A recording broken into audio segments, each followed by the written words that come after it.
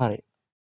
මුලින්ම අපි බලමු ක්ලාසිකල් මිකෑනික්ස්. එතකොට ක්ලාසිකල් මිකෑනික්ස් අයි අපිට වැදගත් වෙන්නේ කියලා. හරි අපි මෙකෑනික්ස් ගැන කතා කරොත් මෙකෑනික්ස් තමයි එතකොට heart of the physics and astronomy. කියන්නේ හදවත කිව්වොත් නිවැරදි ෆිසික්ස් වල ඇස්ට්‍රොනොමි වල. එතකොට අපි ගත්තොත් ෆිසික්ස් ඇස්ට්‍රොනොමි අපි අධ්‍යයනය කරනකොට අනිවාර්යෙන් අපි මෙකෑනික්ස් දැනගෙන ඉන්න ඕනේ. කියන්නේ අපි අවම තරමෙන් අපි නිව්ටන්ස්ගේ ලෝස් දැනගෙන ඉන්න නිව්ටන්ස් ලෝ අයි දැනගෙන ඉන්න ඕනේ. එතකොට අපි නිව්ටන්ස් ලෝ මොනවද කියලා ගත්තොත් ෆස්ට් ලෝ එකෙන් කියනවා අපිට හරි අපි ෆස්ට් ලෝ එකෙන් ගත්තොත් එතකොට momentum is conserved if there is no force. ඒ කියන්නේ අපි වස්තුවක් මත අමතර බලයක් යෙදෙන්නේ නැත්නම් ඒකේ තියෙන ගම්‍යතාවය නියතයක් කියන එක. ඒ කියන්නේ අපි ගම්‍යතාවය ගත්තොත් mv කියන ගුණිතය කොන්ස්ටන්ට් එකක් වෙනවා. එතකොට අපි ගත්තොත් ආරම්භක ගම්‍යතාවය පසු ගම්‍යතාවට සමාන වෙනවා. එහෙම නැත්නම් මේ දෙක අඩු කරාම අපිට බිඳුවක් එනවා කියන එක තමයි ඔය කියන්නේ. එතකොට සෙකන්ඩ් ලෝ එක ගත්තොත් සෙකන්ඩ් ලෝ එකේදී අපිට rate of change of momentum එක. ඒ කියන්නේ ගම්‍යතාව වෙනස් වීමේ ශීඝ්‍රතාවය. ගම්‍යතාව වෙනස් වීමේ ශීඝ්‍රතාව අපිට ඒක මත කියන්නේ වස්තුව මත යෙදෙන බලයට සමාන වෙනවා. එතකොට අපි third law එක ගත්තොත් every action has a reaction. ඒ කියන්නේ අපි වස්තුවකට බලයක් යෙදුවොත් ඒ වස්තුවෙනුත් අපි වෙත බලයක් යොදනවා කියන එක තමයි කියන්නේ. ඒ කියන්නේ අපි ඇක්ෂන් එකක් කරොත් ඒකට අනිවාර්යයෙන්ම රියැක්ෂන් එකක් තියෙනවා. මේ වැඩිදුර අධ්‍යයනය කරනකොට අපිට මේ ක්ලාසිකල් මෙකැනික්ස් අපිට යොදන්න බැරි අවස්ථා එනවා. ඒ කියන්නේ අපි නිව්ටන් ලෝස් ගත්තොත් නිව්ටන් ලෝස් අපිට යොදන්න බැරි අවස්ථා තියෙනවා. එතකොට අපි පළවෙනි එක ගැන කතා කරොත් ඩී බ්‍රෝග්ලි තරංග ආයාමය. ඩී බ්‍රෝග්ලි තරංග ආයාමය අපිට එනවා ගම්‍යතාව සමානයි h බෙදීම d කියන එක. එතකොට අපි d කියන එක දාලා ගන්න පුළුවන් h බෙදීම mv කියලා. එතකොට මේ ගම්‍යතාව කියන එක අපි ලියන්න පුළුවන් mv කියලා. එතකොට අපි මේ ඩී බ්‍රෝග්ලි තරංග ආයාමයට වඩා අඩු ඒවා. ඒ කියන්නේ අපි අණුවක තරංග ආයාමයක් ගත්තොත් ඒකෙදී අපි අණුවක තරංග ආයාමයක් ගත්තොත් අපිට ගන්න පුළුවන් ඩී බ්‍රෝග්ලි තරංග ආයාමය විදිහට. එතකොට ඩී බ්‍රෝග්ලි තරංග ආයාමයට වඩා අඩු ඒවාට අපිට නිව්ටන් ලෝස් දාන්න බෑ. ඒ වගේමයි දෙවෙනි එක විදිහට ගත්තොත් අපිට ලයිට් ස්පීඩ් එකට සමානව යන. ඒ කියන්නේ අපි ගත්තොත් ආලෝකයේ වේගයට සමානව යන වස්තුවක්. ඒ ස්පීඩ් එකටම සමානව යන ඒ ස්පීඩ් එකට ක්ලෝස්ව යන වස්තුවකට අපිට ක්ලාසිකල් මෙකැනික්ස් එහෙමත් නැත්නම් අපිට නිව්ටන් ලෝස් යොදා ගන්න බෑ. ඒ වගේමයි ප්ලැනටරි ඇන්ඩ් සැටලයිට් සයන්සස්. ඒ කියන්නේ අපි ගත්තොත් GPS සිස්ටම්ස් වලට ඒ වලට අපිට ක්ලාසිකල් මෙකැනික්ස් යොදන්න බෑ. මේ අපේ නිව්ටන් ලෝස් වැලිඩ් වෙන්නේ නැහැ. එතකොට අපි මේවට යොදන්න ඒවා අපි දැනගෙන ඉන්න ඕන. අන්න ඒකට තමයි අපි මේ ලග්‍රාන්ජියන් ඒ වගේ ඉක්වේෂන්ස් යොදාගෙන අපි සිස්ටම් එකක් කොහොමද මෝෂන් එක අපි ඩිස්ක්‍රයිබ් කරන්න කියන එක කතා කරන්නේ. එතකොට අපි මේකෙදි කතා කරනවා අපිට ඒ වගේ කියන්නේ අපි ස්පීඩ් එක ලයිට් ස්පීඩ් එකකින් යන වස්තුවකට අපි කතා කරනවා ස්පෙෂල් රිලටිවිටි. ඒ වගේම at distance smaller than de Broglie wavelength එක කිව්වහම අපිට quantum mechanics කතා කරනවා. කියන්නේ අපි atoms වලට කතා කරනවා නම් අපි quantum mechanics කතා කරනවා. එතකොට අපි ස්පීඩ් එක ලයිට් ස්පීඩ් එකට යනවා නම් අපි ස්පෙෂල් රිලටිවිටි. එතකොට අපි ඔය දෙක එකතු කරලා ස්පෙෂල් රිලටිවිටි එකයි ස්පෙෂල් රිලටිවිටි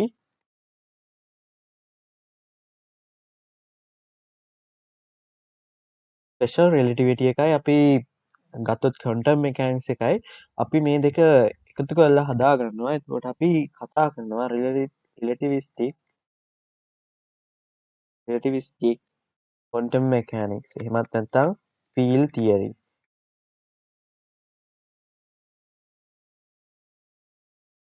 එතකොට අපි මේ ෆීල්ඩ් තියරි එහෙමත් නැත්නම් රිලටිවිස්ටික් ක්වොන්ටම් මෙකැනික්ස් වලින් තමයි අපි තවදුරටත් වස්තුවක් ගැන කතා කරනවා නම් කතා කරන්නේ. කියන්නේ වස්තුවක මෝෂන් එකක් ගැන කතා කරනකොට අපි කතා කරන්න යන්නේ නිව්ටන්ස් ලෝ වලට වඩා මෙන්න මේ සම්බන්ධව තමයි කතා කරන්න යන්නේ.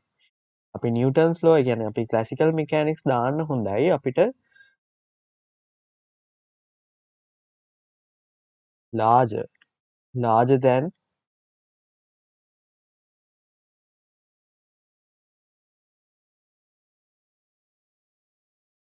than atom, smaller than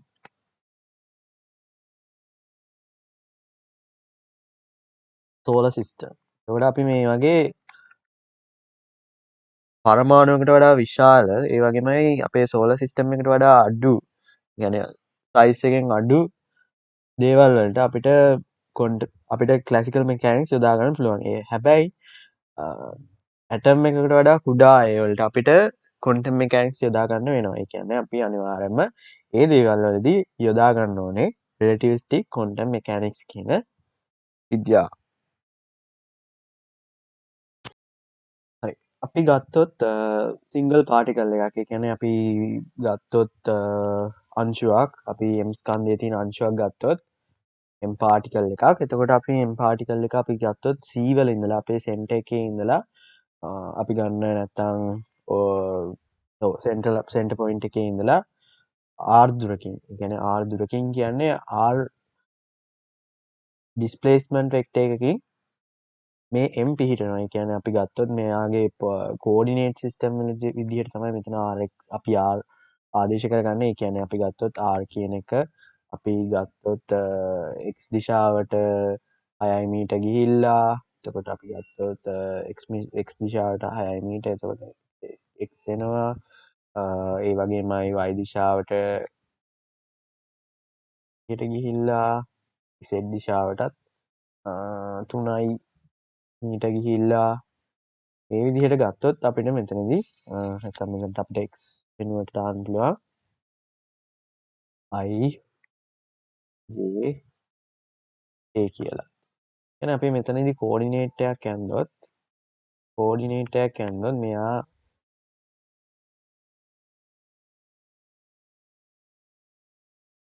coordinate එක අන්නේ මෙතන ඉඳලා කෝඩිනේට් එකක් අපි මෙතන ඉඳලා ඇන්දොත් එතකොට මෙයාගේ මේ පිහිටීම තියෙන්නේ ගත්තොත් මෙතන ඉඳලා මෙන්න මේ වගේ එකකින්. එතකොට මෙයාගේ මෙතනින් මේ වගේ දුරකින්. එතකොට අන්න එතනට තමයි අපි මෙතනට තමයි r වෙක්ටර් එක කියන්නේ. එතකොට r වෙක්ටර් එක එන්නේ මේ විදිහට. එතකොට අපි උදාහරණයක් විදිහට තමයි මේක ගත්තේ. ඉතින් අපිට එතන ඒකදී අවශ්‍ය වෙන්නේ නැහැ ඇත්තටම. එතකොට අපි ගත්තොත් මේකෙදි අපි අර්ථ දැක්වුවොත්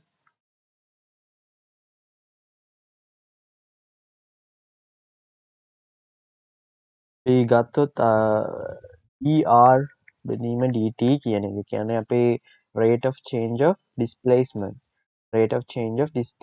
එක සමාන වෙනවා අපිට v කියන එකට. කියන්නේ අපේ velocity vector එකට.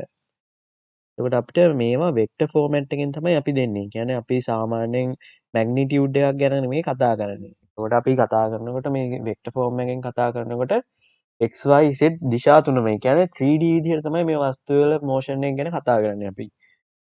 එතකොට අපි තව ලිනියර් මොමන්ටම් එක. එතකොට අපි ලිනියර් මොමන්ටම් එක අර්ථ දක්වනවා. එතකොට ලිනියර් මොමන්ටම් එක කියන්නේ සිංහලෙන් කියනවා රේඛීය ගම්‍යතාව. එතකොට අපි A levels වලදී අපි රේඛීය ගම්‍යතාව සඳහන් කරේ p mv කියලා.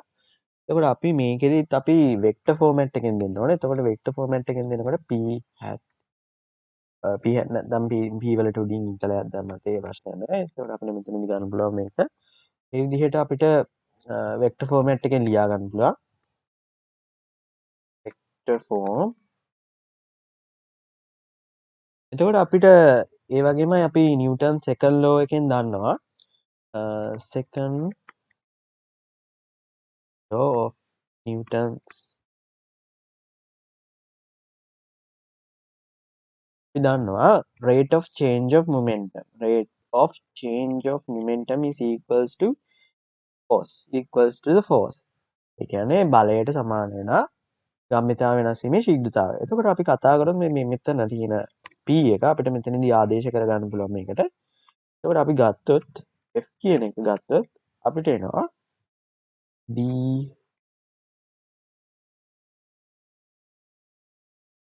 සාමාන්‍යයෙන් කතා කරොත් මේ m කියන්නේ අපි මාස් එකක්. එතකොට මේ ගොඩක් අවස්ථාවලදී මාස් එක කොන්ස්ටන්ට්. එතකොට අපි මේක අවකලනය කරොත් dv dt. එහෙමත් නැත්නම් අපිට ලියන්න පුළුවන් f සමානයි ma කියලා. එතකොට මෙතන ma වෙක්ටර් එකක්. එතකොට අපි ගත්තොත් එතනදී v සමානයි කියන එක අපිට v සමානයි කියන එක අපිට දාගන්න පුළුවන්. ඒ විදිහට තව අවස්ථාවක් විදිහට ලියා ගන්න පුළුවන්. ඒ වගේම අපිට මෙතනදී තව අවස්ථාවක් විදිහට ලියා ගන්න පුළුවන් සමානයි මේ v වෙනුවට අපිට dr යොදන්න පුළුවන්. ඒ කියන්නේ අපි මෙතනදී d වලට dr යොදලා dt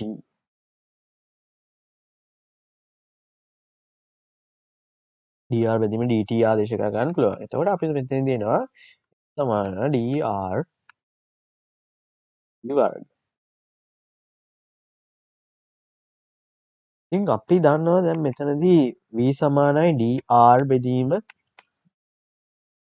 dt කියලා. එතකොට අපිට මෙතනදී dr බෙදීම dt වෙනුවට අපිට ලියන්න පුළුවන් r ඩොට් එක. එතකොට මේකෙනුත් කියන්නේ අපේ velocity vector එකම තමයි. ඒ වගේම මෙතනදීත් අපිට f සමානයි ma කියලා ලියන්නත් පුළුවන්. එහෙමත් නැත්නම් අපිට f සමානයි mr ඩබල් ඩොට් කියලා ලියන්න පුළුවන්. මොකද r කියන වෙක්ටර් එක දෙපාරක් t විශයෙන් අවකලනය වෙලා තියෙනවා. එතකොට අපිට මේකෙදි මේ නොටේෂන් එක උනත් යොදන්න පුළුවන්. වගේමයි dr බෙදීම dt කියන එකට මේ වගේම නොටේෂන් එක යොදන්න පුළුවන්. ඒ කිසිම ගැටලුවක් නැහැ. ඉතින් ඊළඟට අපි බලමු conservation of momentum.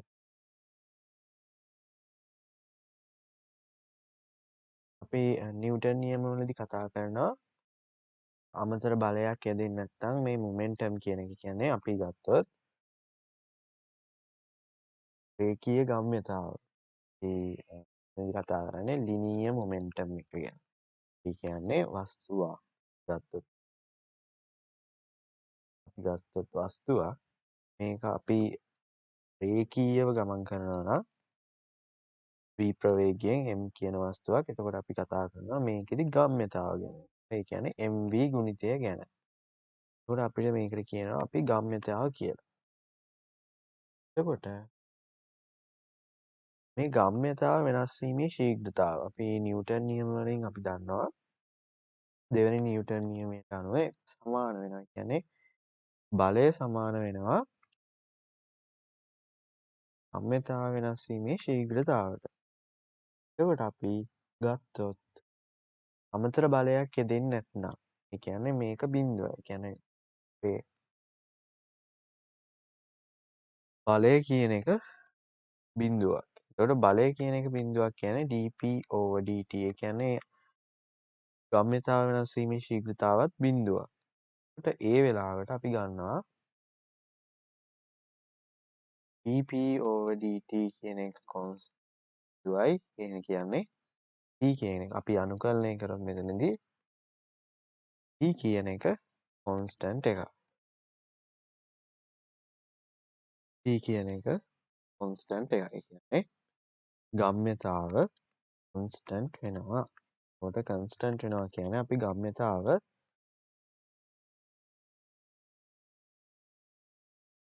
conservation ගම්‍යතාව අපි මේ කතා කරේ conservation of linear momentum. දෙවෙනියට එන ප්‍රශ්නේ තමයි දැන් අපි මුලින්ම පළවෙනි වස්තුව කියන්නේ පළවෙනි වස්තුව අපි රේඛීයව ගමන් කරනවා කියලා ගත්තා. ඒ වගේම අපිට මේ වස්තුව ගමන් කරන්න පුළුවන් වෘත්තාකාර පථයක. අපිට ගත්තොත් ඒකටත් අපි මොමන්ටම් එකක් තියෙනවා. ඒ කියන්නේ අපි මේක ගමන් කරනවා කියලා හිතන්න v ප්‍රවේගයෙන් m ස්කන්ධයක්. එතකොට අපි මේකටත් අනිවාර්යෙන් ගම්‍යතාවක් තියෙනවා. එතකොට අපි ගම්‍යතාව එක්ක ගණනය කරන්නේ අපි ඇන්ගියුලර් මොමන්ටම්. ඇන්ගියුලර් මොමන්ටම් එහෙමත් නැත්නම් කෝණික ගම්‍යතාව. අපි මේ වස්තුව වෘත්තාකාර හැඩයකට ගමන් කරනවා නේ. ඒ කියන්නේ අපි කෝණික චලිතයක් තියෙනවා කියලා හිතමුකෝ. ඒ කෝණික චලිතයක් තියෙනවා නම් අනිවාර්යෙන් එතනදී ගම්‍යතාවය එන්න ඕනේ කෝණික ගම්‍යතාවක් විදිහට.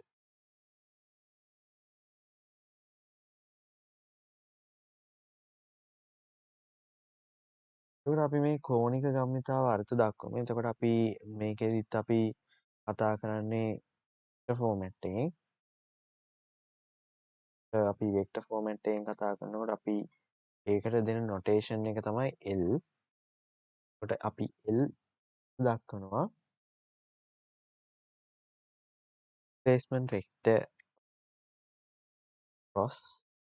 තමයි අපි වෙක්ටර්ස් වලදී අපි වැඩි කිරීමක් වෙනුවට අපි දාන්නේ ක්‍රොස් කියන එක. නැත්නම් අපිට මේ ෆෝමැට් එක වුණත් දාගන්න පුළුවන්. ඒක කිසිම ප්‍රශ්නයක් නැහැ. අනිවාර්යෙන් මෙතන දෛශික ලකුණ මාක් වෙලා තියෙනවා. අපි ගත්තොත් R P. එතකොට ගම්‍යතාව වැඩි කිරීම ගම්‍යතාවයේ හා ඩිස්ප්ලේස්මන්ට් එකේ ගුණිතයක් විදිහට තමයි එන්නේ. ගුණිතයක් නෙමෙයි මෙතන ඇත්තටම තියෙන්නේ කතිර ගුණිතයක්. නැත්නම් ක්‍රොස් ප්‍රොඩක්ට් එක.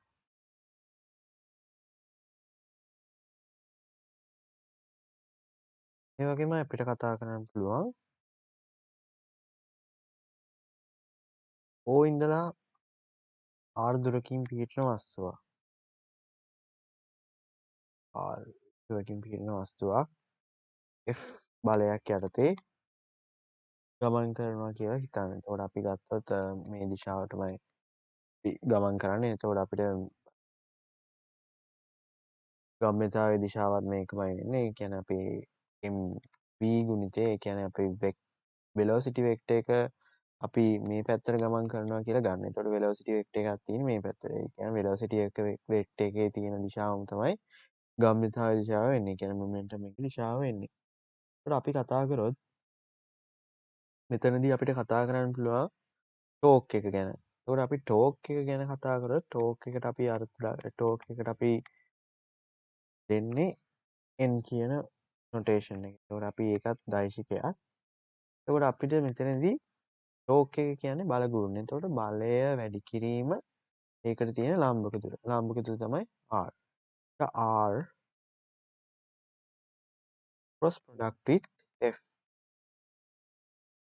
එතකොට අපිට මෙතනදී F වෙනුවට අපිට දාගන්න පුළුවන් product DPT. ඒ වගේමයි අපි අපිට දැන් අර්ථ දක්ව ගන්න පුළුවන්.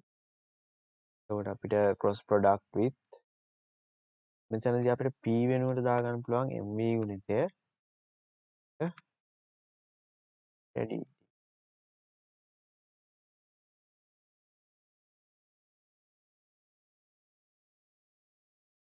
කෝණික චලිතයකදී අපි කතා කරන්නේ බල ගුණය ගැන. බල කියන්නේ අපි ටෝක් එක ගැන. කියන්නේ අපි රේඛීය චලිතයේදී ෆෝස් එක වගේම තමයි රේඛීය චලිතයේදී ෆෝස් එක වගේම තමයි කෝණික චලිතයේදී ටෝක් කියන එක. එතකොට අපි කතා කරොත් එතකොට අපිට කතා කරන්න පුළුවන් ටෝක් කියන එක. එතකොට අපි ටෝක් කියන එකත් අපිට දෙන්න පුළුවන් කෝණික ගම්‍යතාව වෙනස් වීමේ ශීඝ්‍රතාව කියන එක. එතකොට අපි මෙතනදී අපි අර්ථ දැක්වේ ඇත්තටම ටෝක් කියන එකට අපි n කියලා කැමති අකුරක් දාගන්න පුළුවන්. ඒක ප්‍රශ්නයක් නෑ. අපි ගිය නොටේෂන් එක විදිහටම යමු. එතකොට මෙතනදී අපි දාගන්නවා n කියන එක. එතකොට අපි මෙතනදී n කියන එක අපිට සමාන කරන්න පුළුවන් කෝණික ගම්‍යතාව වෙනස් වීමේ ශීඝ්‍රතාවය. එතකොට අපිට dl බෙදීම dt එනවා. එතකොට ඒ කියන්නේ අපි දැන් කෝණික චලිතයකට අපිට අවශ්‍ය වෙන්නේ O ඉඳලා එහෙම රවුම යනවා කියමුකෝ. එතකොට අපිට මෙතනදී O ඉඳලා මෙතන ලම්බක බලය. විග්‍රහ බලය ගත්තොත් මේ මෙතන ඉඳලා අපිට තියෙන දුර. ඒ දුර අනුව තමයි තීරණය වෙන්නේ මේකේ ගුණය කොච්චරක්ද කියන එක. ගත්තොත් මෙහෙම ඇදිලා යන්නේ මොන වගේ ගුණයක් එක්කද? ඒ කියන්නේ මොන වගේ ටෝක් එකක් එක්කද? එතකොට අපි මේකෙදී අපි ටෝක් එක අර්ථ දක්වා ගන්න පුළුවන් කෝණික ගම්‍යතාව වෙනස් වීමේ ශීඝ්‍රතාව කියලා. එතකොට අපි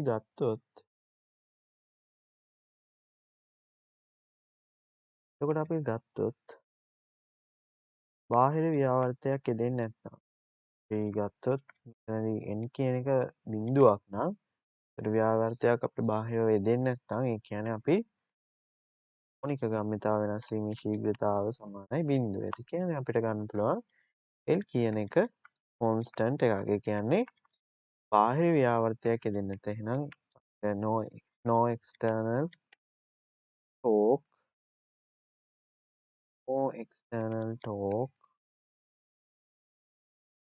then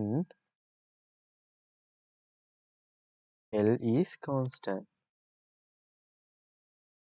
ඒ කියන්නේ අපේ angular momentum එක conserved වෙනවා කියන එක තමයි මෙතනදී අදහස් කරන්නේ. ඇත්තටම L constant වෙනවා කියන්නේ අපිට කෝණික ගම්‍යතාව. එහෙමත් නැත්නම් අපේ L කියන එක conserved.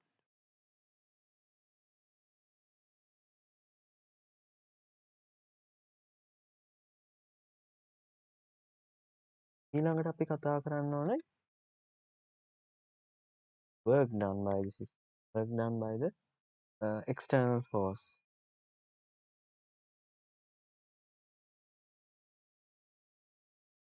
මේකදී අදාළනේ ඇත්තටම work done by external force. ඒ කියන්නේ අපි ගත්තොත් යම්කිසි පාටිකල් එකක්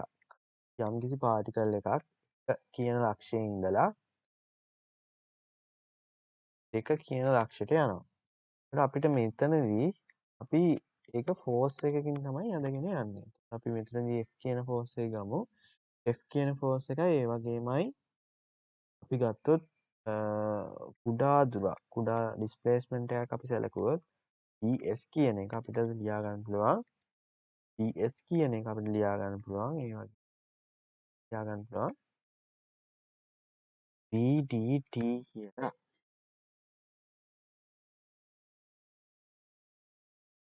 එතකොට අපි මෙතනදී ගත්තේ ඇත්තටම කුඩා ඩිස්ප්ලේස්මන්ට් එකක්. කියන්නේ අපි පොඩි ඩිස්ප්ලේස්මන්ට් ඒරියා එකක් ගත්තේ.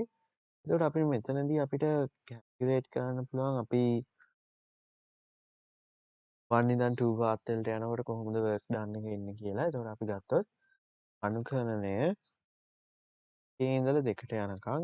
එතකොට අපි දන්නවා ඒ F ෆෝර්ස් එකක් තියෙන්නේ. F ෆෝර්ස් එකයි ds කියන වෙක්ටර් එකේ ඩොට් ප්‍රොඩක්ට් එක තමයි එන්නේ. එතකොට අපි ගත්තොත් මෙතනදී අනුකලනය කරන්න කලින් අපිට ගන්න පුළුවන් මෙතනදී F කියන එකට යොදා ගන්න පුළුවන්. F කියන එකට අපිට යෙදුවොත් මෙතනදී අපිට ලියන්න පුළුවන් M E T. මොකද අපි දන්නවා M කියන එක සාමාන්‍යයෙන් constant value එකක්. ඒතකොට අපිට මෙතනදී මේක එකපාරම ගත්තේ F සමානයි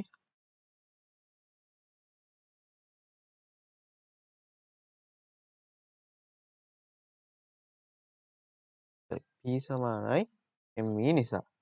එතකොට අපි dP බෙදීම dt කියන එක ලියා ගන්න පුළුවන් m වාරයක් dV බෙදීම dt කියලා. එතකොට අපි මෙතනදී ds වෙක්ටර් හැමම තියෙනවා. නැත්නම් ds වෙක්ටර් එකටත් අපිට ආදේශ කරගන්න පුළුවන් මෙතනදී ds වෙක්ටර් එකට අපිට ආදේශ කරගන්න පුළුවන් dt dV dt.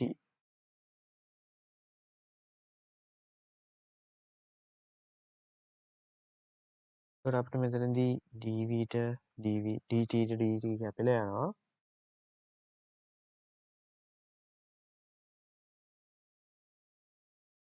එතකොට මෙතනදී ds සමානයි d වෙනුවට අපිට එන්නේ vdt. එතකොට මෙතන dtට dt කැපිලා ගිහිල්ලා අපිට ඉක්වේෂන් එකක් එනවා.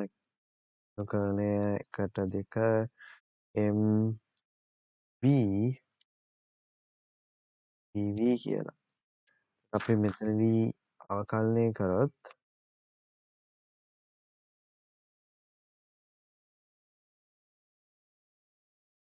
අනුකලනය කරොත් අපිට මෙතනදී එනවා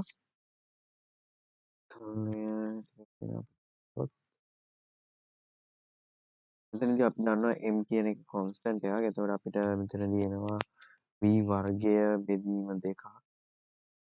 ඒ වගේමයි අපිට මෙතනදී නිශ්චිත අනුකලනයක් හින්දා ඩෙෆිනිට් අනුකලනයක් හින්දා අපිට මෙතනදී මේ පාත් දෙක දාන්න ඕන. එතකොට අපිට මෙතනදී එනවා භාගයයි m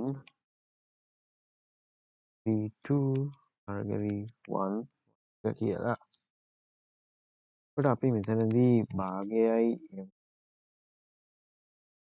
v2 වර්ග භාගයයි v1 වර්ග කියන එක අපිට ලියා ගන්න පුළුවන්. මේක කයිනටික් එනර්ජි එකක්. එතකොට අපිට මෙතන K2 ඍණ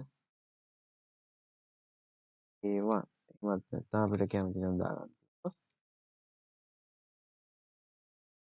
චාලක ශක්තියෙන් අපිට දාගන්න පුළුවන් T2 වෙන T1 කියලා.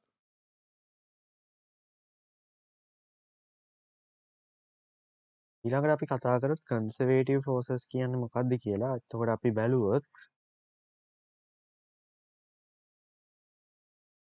පාටිකල් එකක් A ඉඳලා B ලක්ෂයට මේ විදිහට ගමන් කරනවා. මේක තමයි අපේ පාත් එක. එතකොට මේ පාත් එකේ අපි ගත්තොත් work done එක අපි WAB කියලා ගත්තොත් ඒ වගේමයි මේක අපි මෙතන කැල්කියුලේට් කරන work done එක අපි ගත්තොත්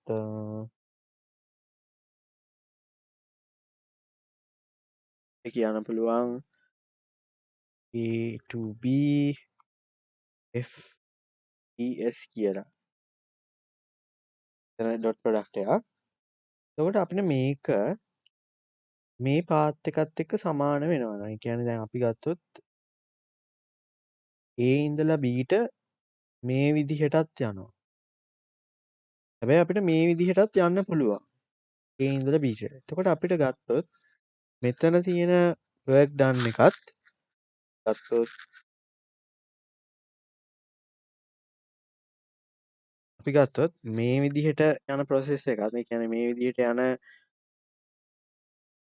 path එකේ work done එකත් මේකට සමාන වෙනවා නම් ඒ කියන්නේ මේව මෙතන ඉඳන් මෙතනට යන මේ path එකේ work done එකට මෙතන ඉඳන් මෙහෙම යන path එකට සමාන වෙනවා නම් අන්න ඒ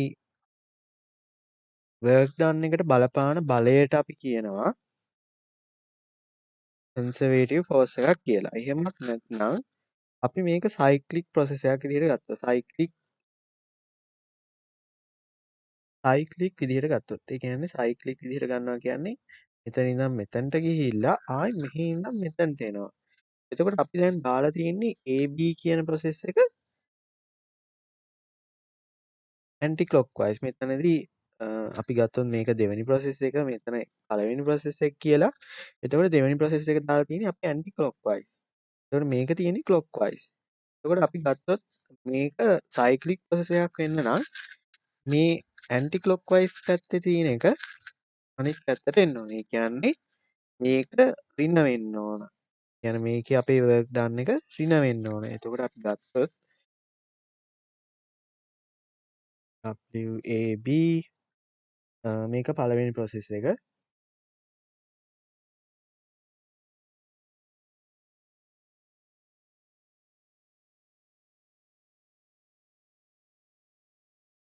එතකොට අපි ගත්තොත් දෙවෙනි process එක මේක අපි දෙක ගත්තොත් මේක එක ගත්තොත් මේක ඍණ ලකුණක් එන්නේ.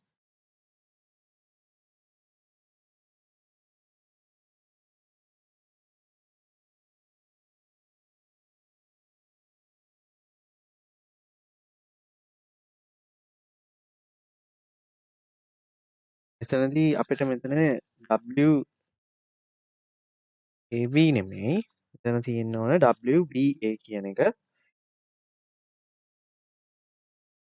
WBA එතකොට WBA කියන්නේ අපි දැන් ගත්තේ සයික්ලික් ප්‍රොසෙස් එකක් වෙන නම් A ඉඳලා B ට ගිහිල්ලා B ඉඳලා ආයි A ට එන්න ඕන. ඒ කියන්නේ හිටපු තැනටම එන්න ඕනේ. හිටපු තැනටම එන්න නම් අපි අපිට මෙතනදී තියෙන්නේ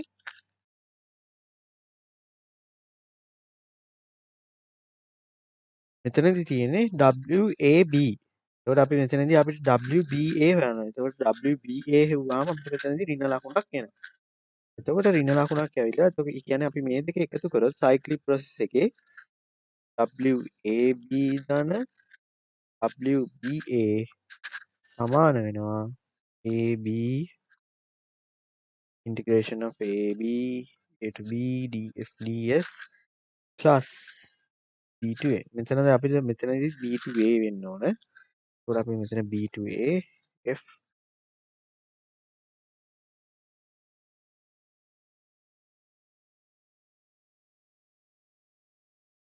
මෙතනදී මේ ඒක අපි මෙතන BA දාන්නේ මෙතන ඍණ ලකුණක් දාන්නේ නැත්නම් අපි ඒක කැමති නම් B A to B කියලා ලියලා තියන්නත් පුළුවන් ඒක ප්‍රශ්නයක් නැහැ. එතකොට අපි දැන් මෙතනදී ගත්තොත් B to A යනවා කියන එක ගත්තොත් මෙතනදී අපිට ලියන්න පුළුවන් B A F D S ඍණ ලකුණක් එනවා. මේක අපි අනිත් පැත්ත හරවනකොට එතකොට මෙතනදී FDS එතනදී මේ දෙක කැපිලා යනවා. එතකොට අපිට එනවා බිඳුවක් කියලා. ඒ කියන්නේ අපි සයික්ලික් ප්‍රොසෙස් එකක් ගත්තොත් ප්‍රොසෙස් එක සයික්ලික් නම් මේ වර්ක් ඩන් දෙකේ එකතුව බිඳුවක් වෙනවා.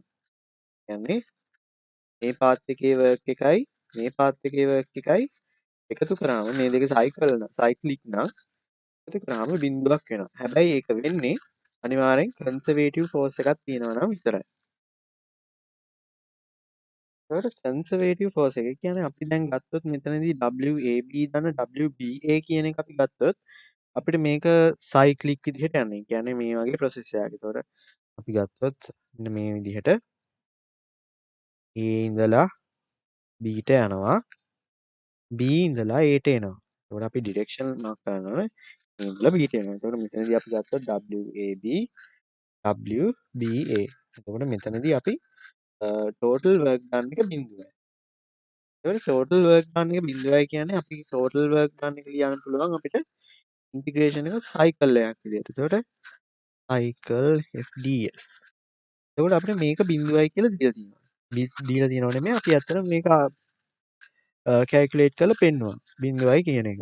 එතකොට මෙතනදී මේක බිඳුවයි කියන්නේ මේකත් බිඳුවයි. ඒ කියන්නේ මෙතනදී අපි ඉන්ටිග්‍රේෂන් එකක් තියෙන්නේ. එතකොට අපිට මෙතන ඉන්ටිග්‍රේෂන් එකක් තියෙනවා නම් මෙතන බිඳුව තියෙනවා නම් අපි මේක අනිවාර්යෙන් කියනවා F කියන ෆෝස් එක කන්සර්වේටිව් ෆෝස් එකක් කියලා. එතකොට අපි උදාහරණ ගත්තොත් අපිට උදාහරණ තියෙනවා මේ ග්‍රැවිටේෂනල් ෆෝස් එක. ග්‍රැවිටේෂනල් ෆෝස් එතකොට අපි ගත්තොත් ෆෝස් ඔෆ් ස්ප්‍රින්ග් කන්සර්වේටිව් ෆෝස් එකක් කියන්නේ අපි ගත්තොත් ඇත්තටම කියන්නේ ශක්තියක් ගබඩා කරගන්න තියන්න පුළුවන් ෆෝස් එකකට අපි කියනවා කන්සර්වේටිව් ෆෝස් එකක් කියලා. එතකොට එහෙම ශක්තිය ගබඩා කරගන්න බැරි ෆෝසස් අපි කතා කරනවා not conservative forces කියලා. එහෙම නැත්නම් අපිට කියන්න පුළුවන් dissipative forces කියලා. එතකොට අපිට dissipative forces කිව්වහම අපිට උදාහරණ විදිහට ගන්න පුළුවන් තාකරොත් ඝර්ෂණය කියන්නේ ෆ්‍රික්ෂන් කියන එක අපිට ශක්තිය ගබඩා කරගන්න බලයක් නෙමෙයි. එතකොට ඒ වගේමයි අපි KV කියලා ගත්තොත් dissipative force එක. එතකොට ඒකත් අපි ගන්නේ සාමාන්‍යයෙන් ඝර්ෂණය සම්බන්ධ දේවල් ගණනය කරන්න තමයි අපි මේ වගේ ෆෝසස් ගන්න. එතකොට අපිට dissipative forces හැටියට තමයි අපි ඒව ගන්න. ඒ කියන්නේ ඒවයි ශක්තියක් ගබඩා කරගන්න පුළුවන් බලයක් නෙමෙයි. ඒතකොට අපි ශක්තිය ගබඩා කරගන්න පුළුවන් ගත්තොත් අපි දැන් ගත්තොත් F සමානයි භාගය kx වර්ගය කියන එක. එතකොට F සමානයි භාගය kx කියන එක. එතකොට අපිට අන්න ඒක මධ්‍යන්න බලය. එතකොට අපි දුනු නියතයත් සම්බන්ධ වෙන දැන් දුන්නකට අපි ගත්තොත් දුන්නකට බලයක් දුන්නොත් එතකොට අපිට මේ බලය අර්ථ දක්වන්න පුළුවන් f සමානයි kx කියලා. නැත්නම් එහෙමත් නැත්නම් මේකේ මධ්‍යස්ථ බලය ගන්න පුළුවන් f සමානයි kx විදිහම දෙක කියලා. එතකොට අපි මෙතනදී අපි මේ බලයක් දෙනකොට මෙතනින් බලයක් දෙනකොට මේ දුන්න මත ශක්තියක් ගබඩා වෙනවා. ඒ වගේ අන්න ඒ වගේ ෆෝසස් තමයි අපි කන්සර්වේටිව් ෆෝස් එකක් කියන්නේ. හැබැයි මෙතනදී අපි හිතුවොත් මේ දුන්නේ මත ඝර්ෂණයක් යෙදෙනවා කියලා. එතකොට අපිට මේක කන්සර්වේටිව් ෆෝස් එකක් හැටියට සලකන්න බෑ.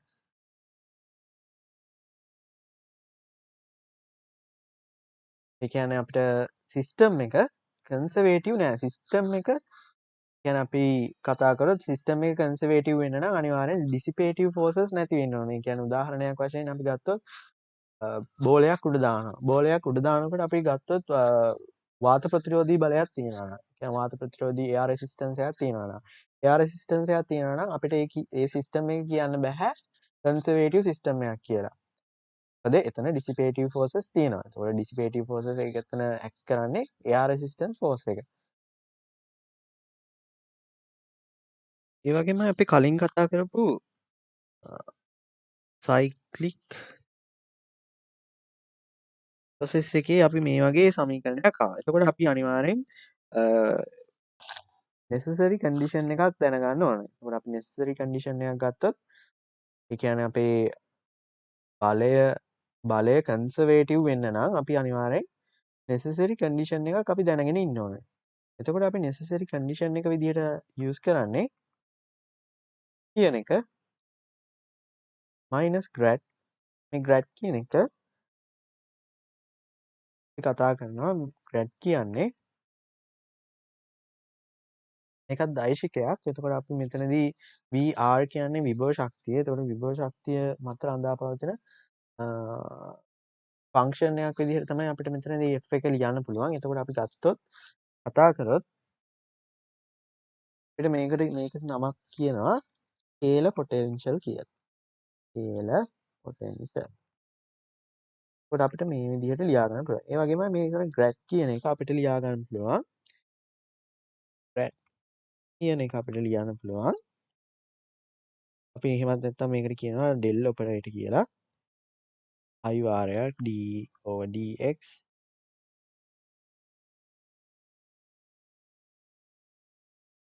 එතනදී ඒකක දෛශික එන්න මෙතන dy ඒ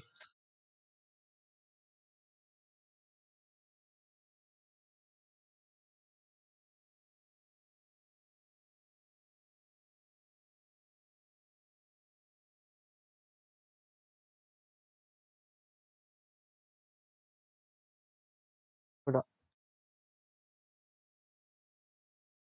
වගේම අපිට ලියන්න පුළුවන් අවරත් f s කියන එක අපිට dv විදිහට ලියන්න පුළුවන් නෑ dv මේකෙදී අපිට කතා කරොත් fs කියන එක අපි ගත්තොත් ඩාබ v over ඩාබ s. එතකොට අපිට මෙතන වෙක්ටර් ෆෝමැට් එකක් වෙන්න අවශ්‍ය නැහැ. එතකොට අපිට මෙතන ලාකුළු දා ගන්න පුළුවන්. අපි කතා කරොත් අපි f කියන එක ගත්තා grad er කියලා. එතකොට අපි මෙතනදී කතා කරා මෙතනදී ෆන්ක්ෂන් එක අපිට එනවා පින idtx k ddx plus k ddz කියලා. එතකොට අපිට මෙතනදී VR එකෙන් වැඩි වෙනවා. එතකොට අපිට VR ෆන්ක්ෂන් එක අපිට දුන්නොත් VR ෆන්ක්ෂන් එක මෙතන වැඩි වෙලා අපිට මෙතනදී එනවා මේ i ට i ගිහිල්ලා දැන් අපි ගත්තොත් VR ෆන්ක්ෂන් එක අපි ගත්තොත් VR ෆන්ක්ෂන් එක අපේ ස්කේලර් පොටෙන්ෂල් එකක් විදිහට තියෙන්නේ. ඒතර මෙතනදී අපිට කෙලින්ම VR මෙතනට එනවා. ඒකට අපිට ගත්තොත් මෙතනදී අපිට ලියා ගන්න පුළුවන් dvr කියලා. dv කියලා.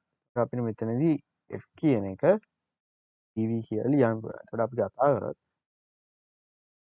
f.ds කියන එක අපිට dv වලට ගත්තා. එතකොට අපිට f.ds කියන එක අපි dv වලට ගත්තා නම්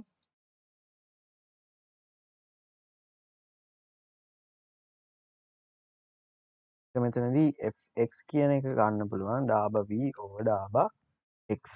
එතකොට අපි ගන්න පුළුවන් මෙතනදී ඍණ fy කියන එක ඩාබ v over ඩාබ z කියන එක ඩාබ v ඩාබ z.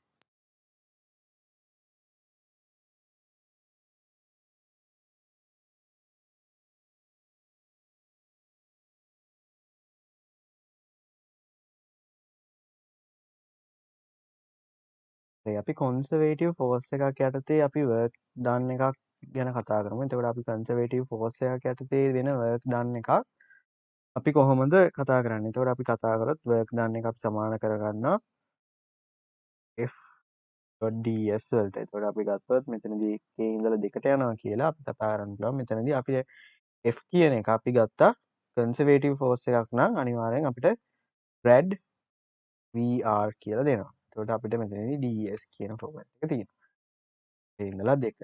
එතකොට අපිට මෙතනදී grad vr වෙනුවට අපිට දාගන්න පුළුවන් dv බෙදීම ds කියලා.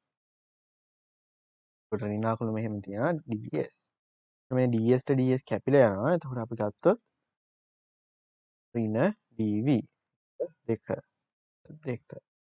අපිට මෙතනදී එනවා v1 ඍණ v2 කියලා. කන්සර්වේටිව් ෆෝස් එකකදී අපිට ගන්න පුළුවන් වර්ක් ඩන් එක. ඒ කියන්නේ අපි ප්‍රොසෙස් එකක් ගත්තොත් මේ විදිහට පාටිකල් එකක් මේ වස්තුවක් අපි ගත්තොත් A ඉඳලා B ට යනවා කියලා. m කියන පාටිකල් එක A ඉඳලා B ට යනවා. එතකොට අපි මෙතනදී ෆෝස් එකකින් එන්නේ කන්සර්වේටිව් ෆෝස් එකකින්. කන්සර්වේටිව් ෆෝස් එකකින් යන්නේ. ඒකට කන්සර්වේටිව් ෆෝස් එකකින් යනවා නම් මේ ෆෝස් එක කන්සර්වේටිව් වෙන්න අනිවාර්යෙන් අපේ කන්ඩිෂන් එක සැටිස්ෆයි වෙන්න ඕනේ. කියන්නේ මේ කන්ඩිෂන් එක සැටිස්ෆයි වෙන්න ඕනේ. ඒ වගේම මෙතන අපි ගත්තොත් චාලක ශක්තියක් තියෙනවා. ඒතකොට අපි චාලක ශක්තිය කතා කරොත් අපිට වර්ක් ඩන් එක ලියා ගන්න පුළුවන් T2 ඍණ T1 කියලා. එතකොට අපි ගත්තොත් වර්ක් ඩන් එක අපිට මෙහෙමත් ලියන්න පුළුවන්. එතකොට අපි කතා කරොත් විභව ශක්ති අන්තරයක් විදිහට V1 ඍණ V2 කියලා. එතකොට අපි කතා කරොත් මේ W1 W2 කියන දෙක සමාන වෙනවා. එතකොට අපි සමාන කරොත් T2 ඍණ T1 සමාන වෙනවා V1 ඍණ V2 වලට. එතකොට අපි කතා ගත්තොත් T2 ධන V2 සමාන වෙනවා T1 ධන V1 වලට. ඒ කියන්නේ ගත්තොත් T1 ධන V1 කියන එක කොන්ස්ටන්ට් එකක්. ඉතින් ඇත්තටම මේකෙන් මොකද කියන්නේ? ඇත්තටම මේකෙන් මොකද කියන්නේ? මේකෙන් කියන්නේ අපි කන්සර්වේටිව් ෆෝස් එකකින් වස්තුවක් අපි චලනය කරනවා නම් වස්තුවක චලනයකට ඒ කියන්නේ අපි චලනයක් ඇති කරනවා නම් කන්සර්වේටිව් ෆෝස් එකකින් කියන්නේ අපි ගත්තොත් උදාහරණයක් විදිහට අපි බෝලයක් උඩ දානවා ග්‍රැවිටේෂනල් ෆෝස් එක විතරක් යූස් කරලා. ඒකට අපි ගත්තොත් ඒක කන්සර්වේටිව් ෆෝස් එකක්. එතකොට අපි ඒකෙදී මුළු ශක්තිය කියන්නේ අපි ගත්තොත් චාලක ශක්තියක් තියෙනවා. ඒ වගේම විභව ශක්තියකුත් තියෙනවා. ඒ කියන්නේ අපි ගත්තොත් මේ බෝලය අපි 20 ms ඍණ එකක ප්‍රවේගයෙන් උඩ දානවා. එතකොට උඩ දානකොට අපි මේක උඩ යනවා. එතකොට මේ වගේ ලක්ෂයකද ගත්තොත් මේ වගේ ලක්ෂයකදී අපි බිඳුවට එනවා ප්‍රවේගය. එතකොට බිඳුවට ප්‍රවේගයට ආවට මේ බිඳුවට ප්‍රවේගය එනවා කියන්නේ මෙතන චාලක ශක්තිය බිඳුවයි කියන්නේ. KE බිඳුවයි. එතකොට මෙතනදී KE කියන්නේ කයිනටික් එනර්ජි කියන එක අපි ගත්තොත් භාගයයි mv වර්ගය. එතකොට මෙතනදී කයිනටික් එනර්ජි එකක් තියෙනවා. හැබැයි මෙතනදී අපි පොටෙන්ෂල් එනර්ජි ලෙවල් එක අපි 0 කියලා ගන්නවා. 0 ඉඳලා මෙතන බිඳුවේ ඉඳලා උඩට යනකොට මෙතනදී යම්කිසි විභව ශක්ති වෙනසක් වෙනවා. එතකොට මෙතනදී චාලක ශක්තිය බිඳුව වුණාට මෙතනදී විභව ශක්තියක් තියෙනවා. එතකොට අපි ගත්තොත් මේ වගේ කන්සර්වේටිව් ෆෝස් එකකින් වෙන චලනයකදී මුළු ශක්තිය ඒ කියන්නේ චාලක ශක්තිය විභව ශක්තිය එහෙමත් නැත්නම් අපි ගත්තොත් ප්‍රත්‍යස්ත විභව ශක්තිය ඒ කියන්නේ අපි දුන්නක් වගේ දෙයක් ගත්තොත් දුන්නකදී අපිට විභව ශක්තිය ලබා දෙන්නේ භාගය kx වර්ගය. එතකොට අපි මේකට කතා කරනවා ප්‍රත්‍යස්ත විභව ශක්තිය කියලා. එතකොට අපි ගත්තොත් මේ වගේ අපි දුන්නක් ගත්තොත් දුන්නකදී මුළු ශක්තිය වෙන්නේ ප්‍රත්‍යස්ත විභව ශක්තිය ධන ඒකේ චාලක ශක්තිය. ඒ කියන්නේ අපි දැන් මෙතනදී බලයක් දුන්නොත් මේක මේ විදිහට සම්පීඩනය වෙනවා. එතකොට සම්පීඩනය වෙනකොට මේක චලනය වීමක් වෙලා තියෙනවා. එතකොට චලනය වීමක් වෙලා තියෙනවා කියන්නේ අනිවාර්යෙන් එතන චාලක ශක්තියක් තියෙනවා කියන එක. එතකොට අපි මෙතන චාලක ශක්තියකුත් තියෙනවා. ඒ වගේමයි විභව ශක්තියකුත් තියෙනවා. එතකොට ප්‍රත්‍යස්ත විභව ශක්තිය ගැන කතා කරනවා දුන්නකදී. එතකොට මේ වගේ අපි කතා කරොත් කන්සර්වේටිව් ෆෝසස් හරහා වෙන චලනයකදී අපි මේ මුළු ශක්තිය කියන එක නියතයක් හැටියට ගන්නවා. එතකොට නියතයක් කියන්නේ E1 ධන V1. ඒ කියන්නේ ආරම්භක අවස්ථාවේ තියෙන චාලක ශක්තිය එකතුව සහ විභව ශක්තිය එකතුව නියතයක් කියන එක. මේකට අපි කියනවා conservation of energy. එනර්ජි එක කන්සර්ව්.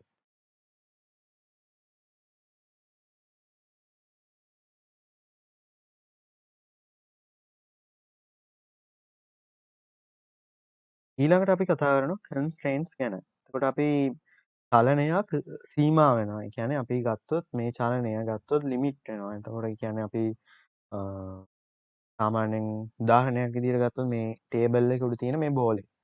එතකොට මේ ටේබල් එක උඩ තියෙන බෝලේ ඇත්තටම කතා කරොත් අපිට මේක ලිමිට් කරන්න පුළුවන්. ඒ කියන්නේ මේක ටේබල් එක විතරක් යන සීමාව කියන්නේ ටේබල් එක මත විතරක් යන විදිහට අපිට මේකේ චලනය ලිමිට් කරන්න පුළුවන්. ඒ කියන්නේ අපි කතා කරනකොට මේ ටේබල් එකෙන් වැටුණාන් පස්සේ අපි චලනය කතා කරන්නේ නැහැ. එතකොට අපි මේක අපි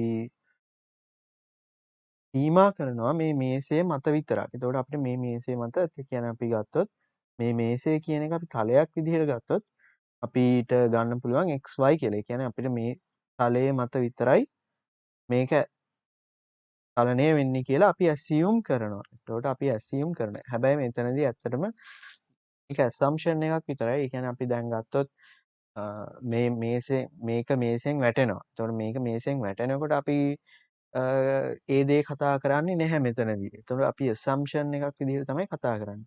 එතකොට මේක අපි මේ තලයේ යනවා කියලා තමයි ලිමිට් කරගෙන කතා කරන්නේ. අන්න ඒ වගේ යන්න පුළුවන් සීමාවල් තියෙනවා නම්, ඒ කියන්නේ මේ වස්තුවට යන්න පුළුවන් සීමාවල් තියෙනවා නම් අන්න ඒ වලට අපි කියනවා constraints කියලා. එතකොට මේකෙදි අපි කතා කරොත් මේකෙදි මේ වස්තුවට මේ M කියන වස්තුවට යට යන්න බෑ. එතකොට අපි ඒකට කියනවා ඒක සීමා කරලා තියෙන්නේ. එතකොට අපි මෙතනදී කතා කරොත් මේ අපි මේක ගත්තොත් මෙතනදී x මේක y කියලා xy තලය මත විතරයි මෙයාට යන්න පුළුවන්. එතකොට අපි ගත්තොත් මේක z කියලා කෝඩිනේට් සිස්ටම් වලින් මේක z කියලා ගත්තොත් මෙයාට z වලදී z වලට යන්න බෑ. මොකද මෙයා මේ මත විතරයි යන්න පුළුවන්. මේ මුළු හතරේ විතරයි යන්න පුළුවන්. මුළු හතරේ ඇතුලේ විතරයි යන්න පුළුවන්. එතකොට එයාට උඩට යෑමට හැකියාවක් නැහැ. ඒ වගේමයි යටට යෑමට හැකියාවකුත් නැහැ. එතකොට අන්න ඒ වගේ දේවල් වලට අපි කියනවා constraints කියලා. එතකොට අපි දැනගන්න ඕනේ මේ constraints කොහොමද ලියන්නේ කියලා. එතකොට අපි මේ මේසෙ මත තියෙන, ඒ කියන්නේ මේක අපි xy තලයේ විදිහට ගත්තොත් අපි වෙන කලර් එකකින් ගමු. එතකොට මෙතන x මෙතන y කියලා.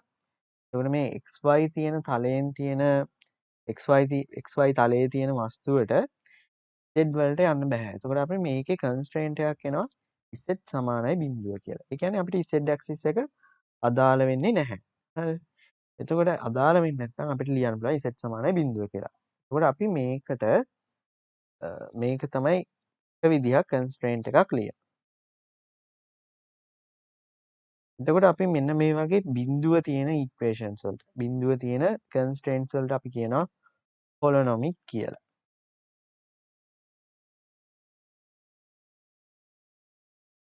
එතකොට අපි දෙවෙනි එක විදිහට කතා කරොත් ගන්න පුළුවන්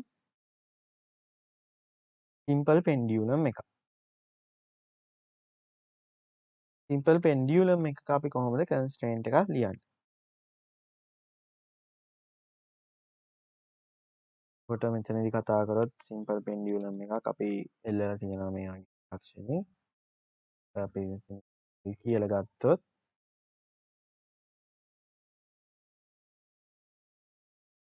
මේ හරහා කැරකෙනවා කියලා ගත්තොත් අපි ඕලක්ෂයක් වටා මේ විදිහට යනවා කියලා ගමු. අපි ගත්තොත්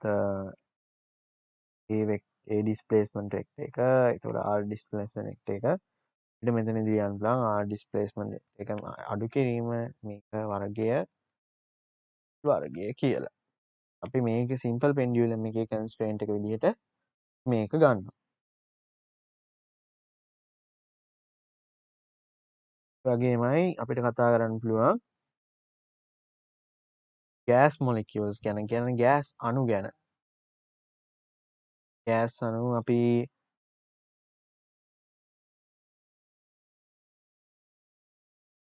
මොකක් හරි ඍජුකෝණ කියන්නේ අපි ඝනකාභ හැඩති වාදනයක දාලා තියෙනවා නම්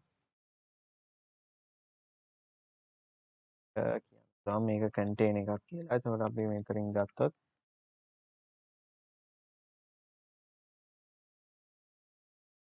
ඒකේ L කියලා ගත්තොත් ඝනකාභයක් කියලා ගත්තොත් මෙතන L කියලා. එතකොට මේ L. එතකොට අපිට ගත්තොත් මෙතනදී අපිට අඳින්න පුළුවන් XY Z තලය. එතකොට මෙතනදී මේ විදිහට මුළු තුනට අඳින්න පුළුවන්. එතකොට අපි මෙතනදී Z කියලා ගත්තොත් මේක අපිට එනවා x කියලා, මෙතන y කියලා ගත්තොත් අපිට මේවා කන්ස්ට්‍රේන්ට් වෙනවා. එතකොට අපි දැන් මෙතනදී x axis එක කොච්චර වෙනකන් යන්න පුළුවන්ද?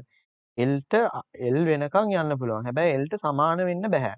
ඒ වගේමයි මෙතනදී z කියන එක අපි ගත්තොත් z වලට L වෙනකන් යන්න පුළුවන්. බිඳුවේ ඉඳලා දැන් මෙතනදී අපි වටන් ගන්න ලක්ෂ බිඳුව කියලා ගත්තොත් බිඳුවේ ඉඳලා L වෙනකන් යන්න පුළුවන්. ඒ වගේමයි y වලටත් එහෙමයි. y වලටත් L වෙනකන් යන්න පුළුවන්. එතකොට අපි මේවා කන්ස්ට්‍රේන්ට්. x කියන එක බිඳුවට වඩා වැඩි. හැබැයි L වලට වඩා කුඩායි.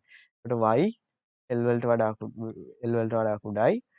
බිඳුවට වඩා වැඩි. z L වලට වඩා කුඩායි, බිඳුවට වඩා විශාලයි. එතකොට අපි මේ වලට කියනවා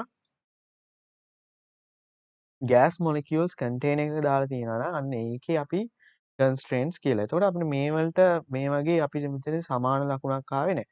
එතකොට අපිට මේකට කියන්න පුළුවන් non holonomic equations කියලා. non holonomic constraint.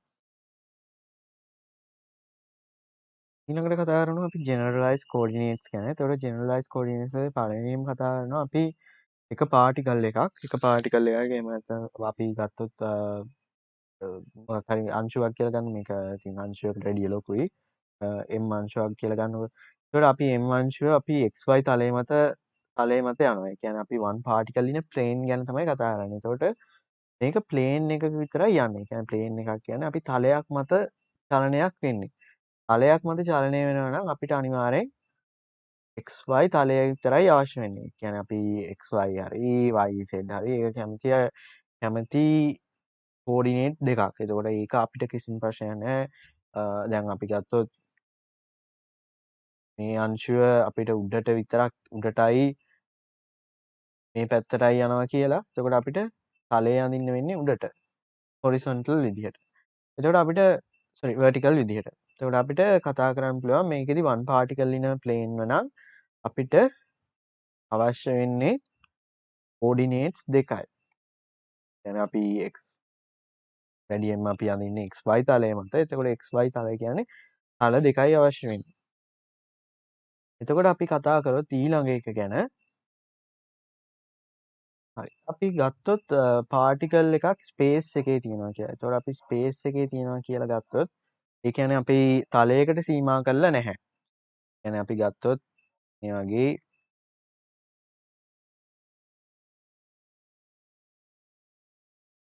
මෙතන අපි ගත්තොත් වෝල් එකක්. එතකොට මෙතනත් අපි ගත්තොත් වෝල් එකක්. එතකොට මේ තියෙන ග්‍රවුන්ඩ් ෆ්ලෝ එක ග්‍රවුන්ඩ් මේක වෝල් මේක වෝල්. එතකොට අපි මෙතනදී ගත්තොත් මේ බෝලය මේ වගේ උඩක තියෙනවා. එතකොට අපි ගත්තොත් ග්‍රවුන්ඩ් එකේ ඉඳලා උඩක තියෙනවා. ඒ වගේමයි මේ බිත්තියේ ඉඳලා මේ වගේ දුරකින් තියෙනවා. ඒ වගේම මේ බිත්තියේ ඉඳලා මේ වගේ දුරකින් තියෙනවා. එතකොට අපිට මේක හඳුන්වනකොට අපි විස්තර කරනකොට මේ බිත්තිය අපි මේ බිත්තිය B කියලා ගත්තොත් මේ බිත්තිය A කියලා ගත්තොත් අපිට කියන්න අපි මෙතනින් එක්කෙනෙක් හිටගත්තොත් B කියන එක්කෙනා මෙතනින් හිටගත්තොත් මෙතනින් A කියන එක්කෙනා හිටගත්තොත් එතකොට Aට සාපේක්ෂව මෙයා ඉන්නේ මේ වගේ දුරකින්. Aට සාපේක්ෂව මෙයා ඉන්නේ මේ වගේ දුරකින්. එතකොට අපි කියනවා Aට සාපේක්ෂව මෙයා ඉන්නේ මෙච්චර දුරකින්. අපි ගත්තොත් මීටර් 2ක් කියලා. Aට සාපේක්ෂව මෙයා ඉන්නේ මීටර් 2ක දුරකින්. එතකොට මෙයා ඉන්නේ Bට සාපේක්ෂව 1 මීටර දුරකින්. එතකොට අපි ගත්තොත් මෙතන බිමේ ඉඳලා කවුරු හරි බැලුවොත් එතකොට එයා කියනවා මෙයා ඉන්නේ මේ වගේ උසකින් කියලා. ඉතින් අපිට කතා කරොත් මේක ඔක්කොම එක්කෙනෙක් කරොත් අපිට මෙයා ගැන ඩිස්ක්‍රයිබ් කරන්න පුළුවන්. එතකොට අපි කතා කරොත් තුන්වෙනි මානෙන්. ඒ කියන්නේ අපි මාන 3කින් මේ වස්තුව ගැන කතා කරනවා. එතකොට අපිට කතා කරනකොට මාන 3කින් කතා කරනවා නම් අපි අනිවාර්යයෙන්ම කෝඩිනේට්ස් 3ක්. ඒ කියන්නේ අපි xy z xy එතකොට YZ XZ කියන තල තුනම අවශ්‍ය වෙනවා මේකෙදි කතා කරනකොට. එතකොට අපිට කෝඩිනේට්ස් තුනක් අවශ්‍ය වෙනවා. ඒ කියන්නේ කෝඩිනේට්ස් තුන ගත්තොත් XYZ එහෙමත් නැත්නම් අපිට ගන්න පුළුවන් අය තීටා කෝණ වලින් අපි තීටා සයි කෝණ වලිනුත් මේක අපි අර්ථ දක්ව ගන්නවා. ඒක අපි පෝලා කෝඩිනේට්ස් වලදී කතා කරමු. පෝලා කෝඩිනේට්ස් එතකොට ස්පෙරිකල් කෝඩිනේට්ස් ඒ දේවල් වලදී අපි මේ දේවල් කතා කරමු. මෙතනදී අපි කන්සෙප්ට් එක ගන්න ඕන අපිට වස්තුවක් ගැන ස්පේස් එකේ තියෙන විශ්වයේ තියෙන වස්තුවක් ගැන අපිට මාන 3කින් කතා කරන්න පුළුවන්. ඒ කියන්නේ අපිට කෝඩිනේට්ස් 3ක් යොදාගෙන කතා කරන්න පුළුවන්. ඒකට අපිට ස්පේස් එකේ තියෙන පාටිකල් එකක් ගැන කතා කරන්න 3 කෝඩිනේට්ස් අවශ්‍ය වෙනවා. ඒකට අපි තලයක් ගැන කතා කරනවා නම් තලයකට සීමා කරගෙන කියන්නේ අපි ගත්තොත් මේ ග්‍රවුන්ඩ් එකේ විතරක් තියෙන වස්තුවක් ගැන කතා කරනවා නම් ග්‍රවුන්ඩ් එකේ තියෙන වස්තුවක් ගැන කතා කරනවා නම් අපිට අවශ්‍ය වෙන්නේ කෝඩිනේට්ස් 2යි.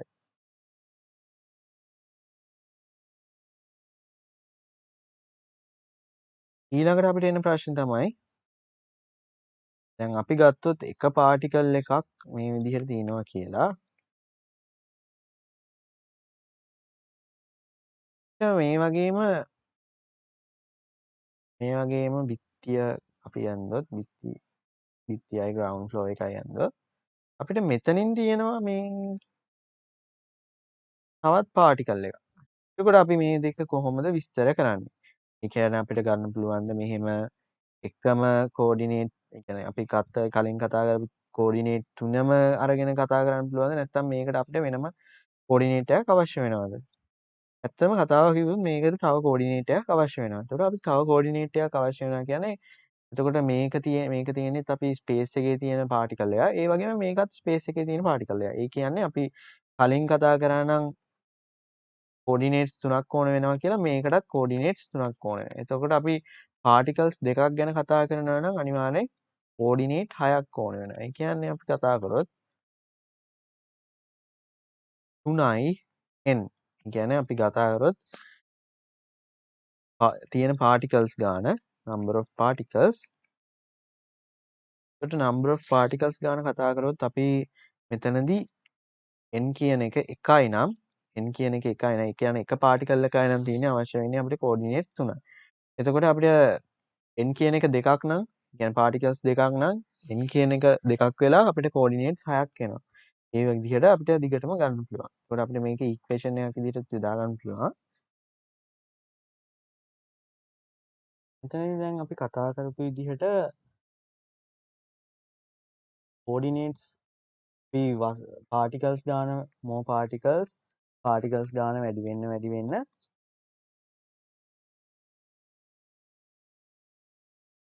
කෝඩිනේට්ස් ගාන වැඩි වෙනවා. එතකොට අපිට මේක වස්තුවක් ගැන කතා කරනවා. අපි දැන් කතා කරොත් 3D තියෙන වස්තුවක් ගැන. එතකොට 3D තියෙන වස්තුවක් අපි 2D තියෙන වස්තුවකට වැඩිය කතා කරන්න ගොඩක් දේවල් තියෙනවා. ඒ කියන්නේ අපි කතා කරොත් අපි 2D වස්තුවකට අපිට අවශ්‍ය වෙන්නේ කෝඩිනේට්ස් 2යි. එතකොට අපි ගත්තොත් x y තලයට සාපේක්ෂව තමයි අපි මේ වස්තුවේ හැසිරීම ප්‍රකාශ කරන්නේ. එතකොට අපි මෙතනදී 3D වස්තුවක් ගත්තොත් අපිට තව තලයක් එනවා. තව කෝඩිනේට් එකක් එනවා. එතකොට අපිට කෝඩිනේට් එකක් වැඩි වෙනවා කියන්නේ අපිට මේක කියන්නේ මේකේ චලනයක් අපි ගත්තොත් පිහිටීමක් ප්‍රකාශ කරන්න අපිට සංකීර්ණතාවයක් එනවා. සංකීර්ණ බවක් එනවා. එතකොට අපි මේ සංකීර්ණ බව නැති කරගන්න. ඒ කියන්නේ අපි දැන් වස්තු පාටිකල්ස් දෙකක් තුනක් ගත්තොත් අපිට ඒකේ වස්තුවේ අපි ඒ සංකීර්ණ බව නැති කරගන්න අපි කරන්නේ හැකිතරම් අපි කෝඩිනේට්ස් ගාන අඩු කරගන්නවා. ඒ කියන්නේ අපි කෝඩිනේට්ස් තුනක් තියෙනවා නම් අපි ඒක 2D motion 2D විදිහට හදාගන්න. අන්න ඒ වගේ අපිට පුළුවන් නම් 2D විදිහට හදා 3D එකක් අපිට 2D විදිහට හදාගන්න. අපි අන්න ඒකට කියනවා generalized coordinates generalize කරනවා කියලා. එතකොට අපි coordinates generalize කරාම අපිට දැන් අපි coordinates තුනක් තියෙනවා නම් අපි ඒකේ coordinates දෙකකට අඩු කරගන්නවා නම් අන්න ඒකට අපි ඒ අඩු කරගත්ත කියන්නේ අපි කතා කරොත් coordinates දෙකකට අඩු කරා නම් අපි අන්න ඒකට කියනවා generalized coordinates කියලා. ඒ කියන්නේ අපි කලින් තුනක් තිබ්බා දෙකක් කරා. මේ කොහොමද එතකොට අපි මේක තුනේ ඉඳලා දෙකකට අඩු කරගන්නේ? 3D ඉඳලා 2D වලට යන්නේ කොහොමද? ඇත්තටම මේකෙදි අපි කතා කරොත් අපි පාටිකල් එකක්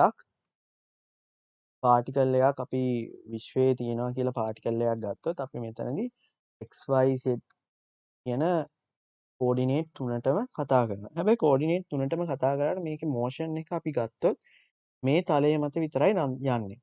එතකොට අපිට මෙතනදී z කියන එක බිඳුවක් වෙනවා. z සමානයි බිඳුවක් වෙනවා. එතකොට z සමානයි බිඳුවක් කියන්නේ මේකේ කන්ස්ට්‍රේන්ට් එකක්. එතකොට අපිට මේක අදාළ නැහැ. ඇත්තටම මේ z කියන එක අපිට වැඩක්ම නැහැ.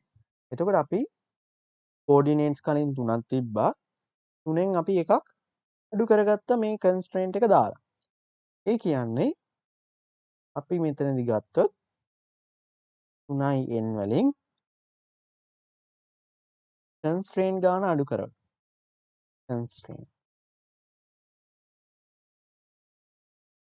කන්ස්ට්‍රේන්ට්ස් ගාන අඩු කරොත් අපිට එනවා generalized coordinates. එතකොට අපි මෙතනදි ගත්තොත් xy තලයේ මත යන වස්තුවක් xy තලයේ මත පමණක් යන වස්තුවක චලනය අපි සැලකුවොත් එතනදී z අවශ්‍ය වෙන්නේ නැහැ. ඒ කියන්නේ අපි මෙතනදී තුනක් coordinates අපි ගත්තොත් මුලින්ම එතනදී අපිට එකක් අවශ්‍ය වෙන්නේ නැහැ. ඒ කියන්නේ අපිට coordinates අපි 3D තිබ්බ වස්තුව අපි motion එකේදී 2D විදිහට කතා කරන්න යනවා. එතකොට අපිට මෙතනදී generalized coordinates විදිහට අපිට මෙතන equation එක ගන්න පුළුවන්. ඒ කියන්නේ අපේ 3D motion එකක් අපි 2D විදිහට හදා ගන්නවා නම් අපි ඒකට කියනවා coordinates generalized කියලා. එතකොට අපිට මෙතනදී 3 ඉඳලා 2ට යනවා නම් ඒ කියන්නේ අපි දැන් ගත්තොත් මෙතනදී 3ක් තිබ්බා. හැබැයි අපි අන්තිමේදී z සමානයි බිඳුව දාලා අපිට 2ක් එනවා. එතකොට අපි මේ number එකට කියනවා degree of freedom කියලා. කියන්නේ මෙයාට නිදහසේ චලනය වෙන්න පුළුවන්. ඒ කියන්නේ අපි මෙතනින් කතා කරොත් දැන් නිදහසේ කියන්නේ අපි මෙතනදී xy තලයක් මතනේ යන්නේ. එතකොට xy තලය මත යාට නිදහසේ චලනය වෙන්න පුළුවන්. එතකොට නිදහසේ චලනය වෙන්න පුළුවන් coordinates ගානට අපි කියනවා degree of freedom කියලා. එතකොට degree of freedom හොයන්නේ මේ විදිහට තමයි. ඒ කියන්නේ අපි ගත්තොත් වස්තු දෙකක් තියෙනවා කියලා. particles දෙකක් තියෙනවා. එතකොට අපිට ගන්න පුළුවන් coordinates 6ක් තියෙනවා. එතකොට අපි ගත්තොත් මේක තියෙන්නේ S එකක් උඩ. එතකොට මේ මේසේ මත විතරයි මෙයාට යන්න පුළුවන්. එතකොට අපි ගත්තොත් ඒකට අපි XYZ තල ඇන්දොත් XY තල ඇන්දොත්